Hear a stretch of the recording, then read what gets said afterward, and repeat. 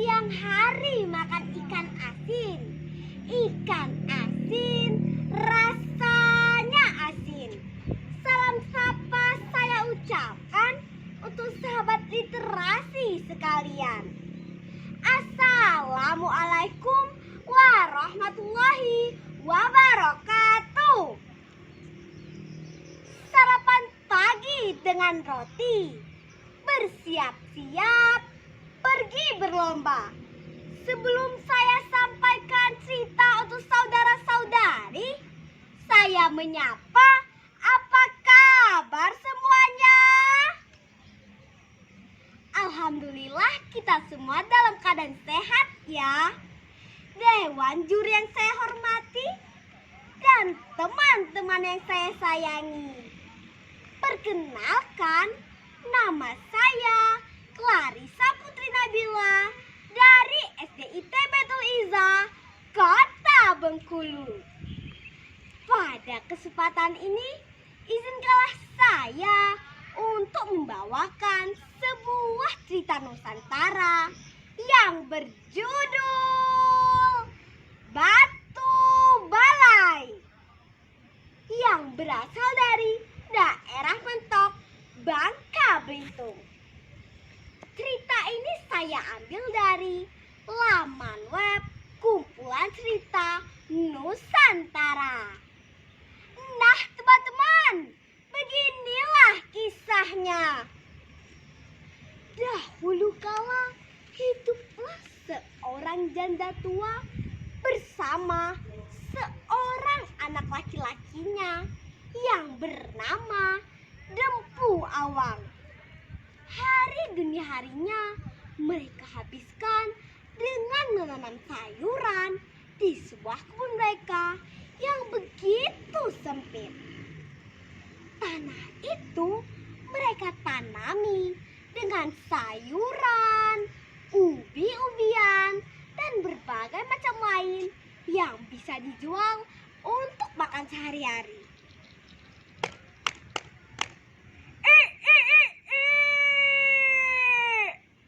Pagi itu sang surya mulai menampakkan sinarnya. Seperti biasa, Dempu Awang ingin berangkat ke kebun. Di perjalanan ke kebun, Dempu Awang bertemu teman seusianya yang sedang asyik bermain. Tiba-tiba, "Hei anak miskin, kasihan sekali kamu, tidak bisa bermain seperti kami," kata teman sebaya Dempu Awang. "Tutup mulut kalian, tidak usah mengurusiku dan jangan menggangguku," kata Dempu Awang. Dempu Awang seketika menjadi sedih. Sepanjang jalan ia hanya melamun. Saat tiba di ladang perkebunan, ia terkejut melihat tanaman-tanaman mereka hampir mati dimakan hama. "Ya Allah, Ibu, apa yang terjadi dengan sayuran kita? Semua hampir mati dimakan hama. Bagaimana ini, Bu?" kata Dempu Awang. "Astagfirullah, Ibu juga tidak tahu, Awang. Kita sedang mendapat musibah. Kita harus bersabar," kata Ibu Dempu Awang. "Sabar saja tidak cukup, Ibu. Sayuran ini sudah hampir gagal panen pula. Kita mau makan apa?" kata Dempu Awang. Dempu Awang begitu kesal. Hingga suatu hari ia meminta izin pada ibunya untuk merantau mencari uang. Ternyata Ibu Dempu Awang mengizinkan anak sematawayangnya untuk pergi merantau. Namun Ibu Dempu Awang tidak punya uang untuk biaya perjalanan Dempu Awang. Dempu Awang tidak menghiraukan. Ia langsung berpamitan pada ibunya dan meninggalkan ibunya seorang diri di hutan. Tidak lama kemudian, ia sampai di pesisir pantai dan merasa kebingungan. Bagaimana ini? Aku tidak punya uang sedikit pun, kata Dempu Awang yang begitu bingung. Deburan ombak dan belayan angin seolah menyaksikan kebingungan yang tengah Awang rasakan. Tidak lama kemudian, ia dihampiri oleh seorang nelayan. Lalu Dempu Awang menumpang pada kapal milik nelayan itu. Karena tidak punya uang untuk ongkos naik kapal, Dempu Awang bersedia menjadi anak buah untuk mengemudikan kapal itu. Kepergian Dempu Awang selalu diiringi doa oleh sang ibu. Ia selalu mendoakan agar Dempu Awang mencapai apa yang ia inginkan. Sejak saat itu, kehidupan Dempu Awang semakin hari semakin baik. Ia berhasil sukses hingga ia menikah dengan seorang perempuan cantik, anak saudagar kaya raya. Namun, walaupun ia sudah kaya dan bahagia, ia hampir lupa dengan ibunya. Suatu hari, di mentok tempat tinggal ibu Dempu Awang, turunlah hujan lebat dan angin kencang disertai petir.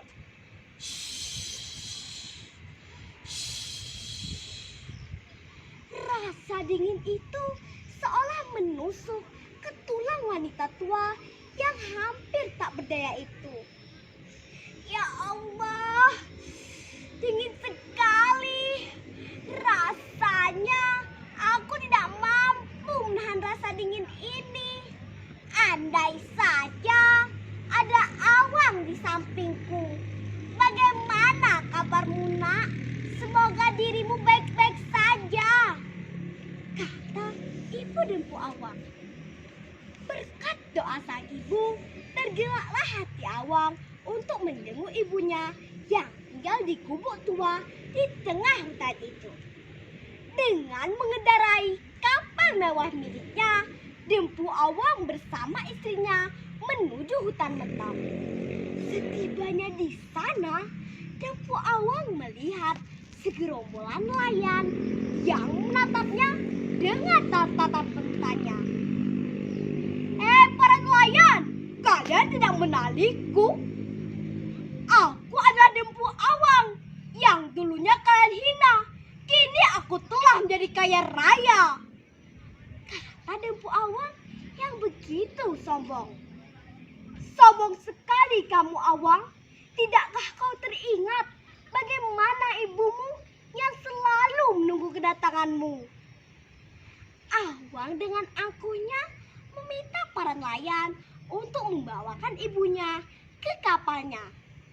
Wanita tua itu dijemput oleh seorang nelayan. Tidak lama kemudian, nelayan itu datang bersama ibu Dempu Awang. Tetapi Dempu Awang tidak segera menyambutnya. Ia hanya terdiam. Matanya masih tertuju pada perempuan tua yang memang ibunya itu. Dempu Awang malu mengakui ibunya yang sudah tua renta dan memakai pakaian compang-camping di hadapan istrinya. Dia bukan ibuku, dia petani yang tidak aku kenal, kata Dempu Awang. Dia adalah ibumu, Awang, kata nelayan itu. Benar, saya adalah ibumu yang kau tinggalkan di hutan beberapa puluh tahun yang lalu. Tanda goresan di keningmu, bekas luka jatuh adalah cirimu, kata ibu Dempu Awang. Dia bukan ibuku, dia petani yang tidak aku kenal. Para nelayan sangat sedih melihat keadaan wanita tua itu. Lalu ia mengajaknya pulang. Ibu Dempu Awang hanya bisa terdiam. Lalu ia berlutut sambil mengangkat dua tangannya ke atas.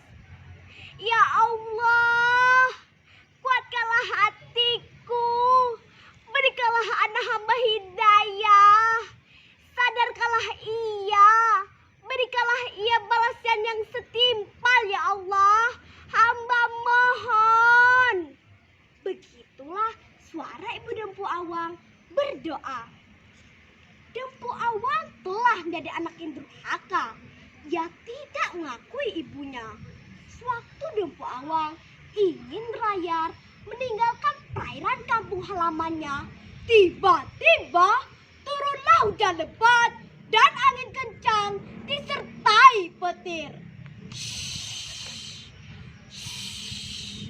Dar, dar! Tidak! Tolong! Ampuni aku, Ibu! Begitulah suara Dempu Awang terdengar pilu.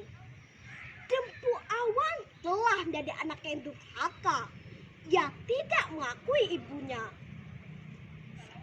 Saat itu juga kapal Dempu Awang pecah terbelah dua, lalu karam.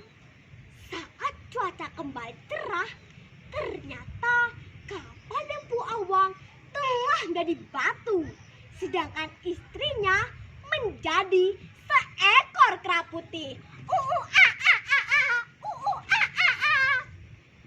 Oleh masyarakat setempat, batu besar itu kemudian disebut Batu Balai karena tempatnya berdekatan dengan sebuah balai pertemuan serta tempat orang kampung bermusyawarah. Nah, teman-teman, begitulah cerita Batu Balai. Pesan moral yang dapat kita ambil dari cerita di atas adalah jangan bersikap sombong dan sayangilah kedua orang tua kita. Buah nanas, buah ceri, dicampur gula, enak sekali. Cukup sekian cerita kali ini. Semoga bisa bertemu lagi di kemudian hari. Wassalamualaikum warahmatullahi wabarakatuh.